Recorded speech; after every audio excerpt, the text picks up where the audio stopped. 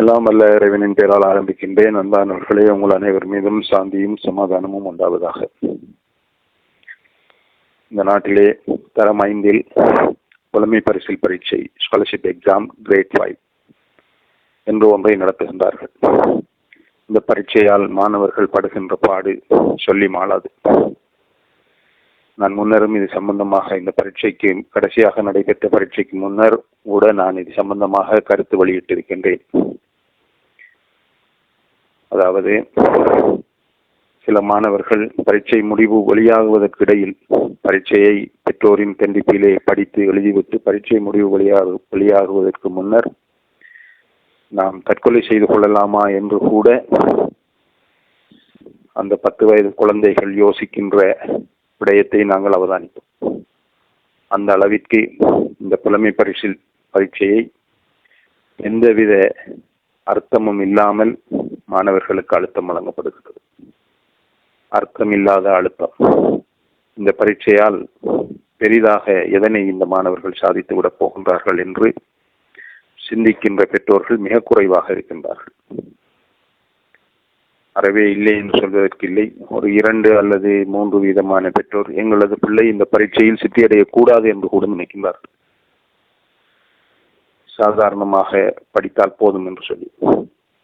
இதுதான் ஒரு பிள்ளை வளர்ப்பில் முக்கியமான அம்சம்.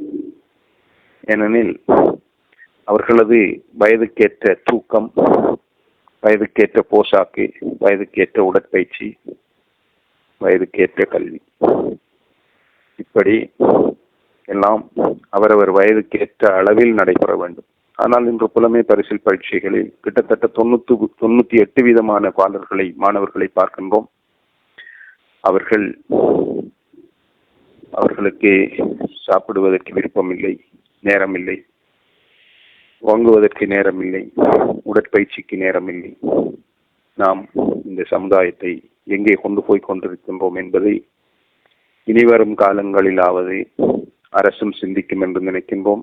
எல்லா பெற்றோர்களும் சிந்திக்க வேண்டும். இந்த பரீட்சை நீக்கப்பட வேண்டும். அரசாங்கம் மாணவர்களுக்கு ஏதாவது புலமை பரிசில்களை வழங்க வேண்டுமானால் அவர்களின் வறுமையின் அடிப்படையில் அவற்றை வழங்க வேண்டும். ஏனெனில் 1ஆம் ஆண்டிலே பின்தங்கி இருக்கின்ற ஒரு குழந்தை 6ஆம் ஆண்டிலே வேகம் எடுப்பதையும் நாம் அவதானிக்கின்றோம்.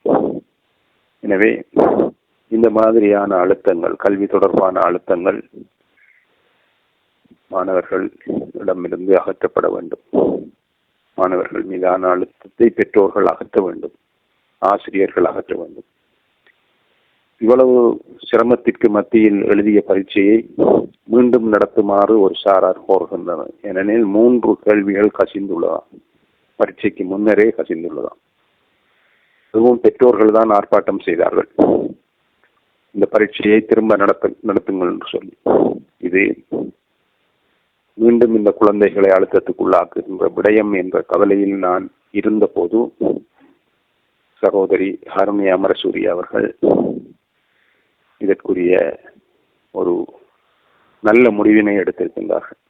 அதாவது, நேற்று முன்தினம் 7 பேர் கொண்ட புத்திஜீவிகளை கொண்ட ஒரு குழுவை நியமித்து இந்த பிரச்சனைக்கு தீர்வினை தாருங்கள் என்று ஜனநாயக ரீதியாக சகோதரி ஹருணி அவர்கள் கோரியிருக்கின்றார்கள். அந்த வகையிலே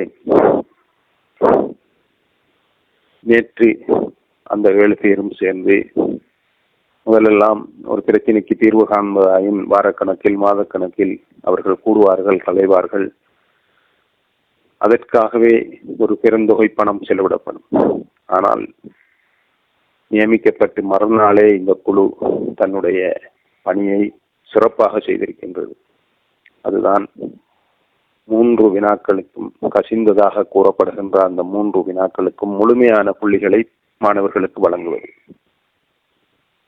அப்பாடா என்று மாணவர்கள் இப்போது நிம்மதி பெருமூச்சு விடுகின்றார்கள். மாணவர்களை பொறுத்தவரையில் இந்த பரீட்சையில் சித்தியடைய வேண்டும் என்று பெரிய ஆர்வம் கிடையாது. இது பெற்றோர்களுக்குரிய பரீட்சை என்று கூறுவார்கள். அதிலும் விசேடமாக தாய்மார்களுக்குரிய பரீட்சை.